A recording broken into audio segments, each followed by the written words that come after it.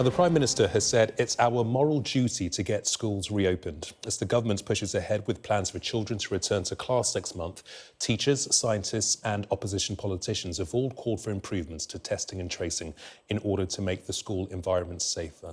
Well, join me now is Bharat Pankania, Senior Clinical Lecturer at the University of Exeter, and Richard Bettsworth, Director of Public Affairs at the Association of School and College Leaders. Gentlemen, many thanks indeed for joining us this afternoon. Bharat, if I could firstly start with you. What does the science tell us about how infectious children may or may not be?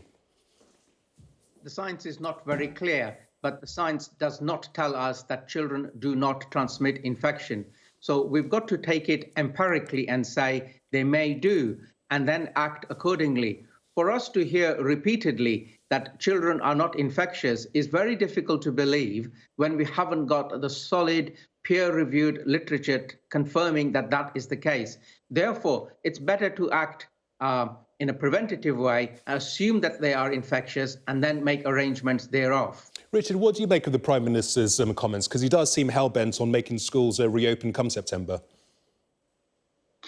Yeah, so I think that our position is that we absolutely fully support bringing children back into schools full-time in September, and our members, 20,000 members across the UK, are making those detailed preparations.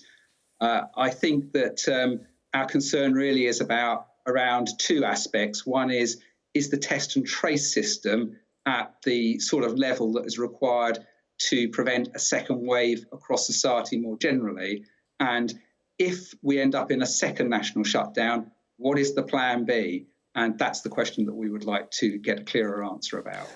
And we're being told, Bharat, by the Prime Minister that children are less infectious than adults. But I guess there is always a danger that adults are bringing the infections into the schools, isn't there? Or I'm not 100% sure that whilst we are told children are not infectious, that this is actually the case. Maybe just the under 10-year-olds are not that infectious, but we've got 10, 14, 15, 16-year-olds as well. What we need, as our previous caller has said, is we are where we are, and therefore we should prepare for Plan B. And my advice for preparing for Plan B is we need an independent minister overseeing the education, an independent sage or a sage advising on these matters, and then prepare for online lessons, prepare for school shutdowns, prepare to mitigate, because I think otherwise we will have a chaotic shutdown of schools inevitable. Richard, is there anything you can tell us about the precautions that are currently being put in place to keep schools safe? Yeah, so our members are putting in place what's called a hierarchy of controls. So those are a series of control measures, the top of which is a preventative measure, which is if somebody is symptomatic, for them not to be in the school premises, and for anybody that they've been in contact with to isolate in line with the track and trace system. And then there's other measures such as regular hand washing, good respiratory hygiene, and enhanced cleaning schedules around the school or the college. And then the most challenging part of it is to try to keep children and adults in consistent bubbles, in consistent groups, so that they mix as little as possible.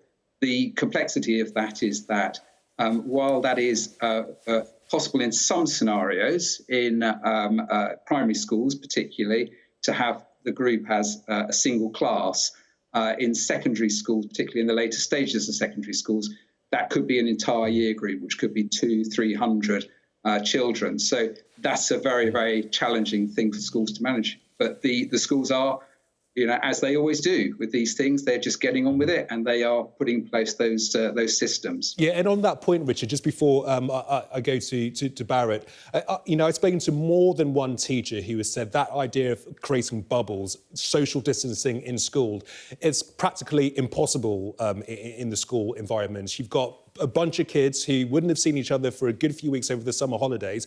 Even the first couple of days at schools, they're all going to be wanting to play with each other, hug each other, do what kids do. Yeah, there's no question it is extremely challenging. It's going to be difficult. It isn't going to be perfect. This is very much the art of the possible. But by the same token, we do understand that there are limited options for doing this. So we're going to have to try to make the very best of it that we can. we are in a situation where coronavirus is a reality. It's going to be a reality for some time to come. We need to manage this. And of course, the other side of this equation is that we do need children to be in schools. We do need to provide continuity of education as best we possibly can in very, very challenging circumstances.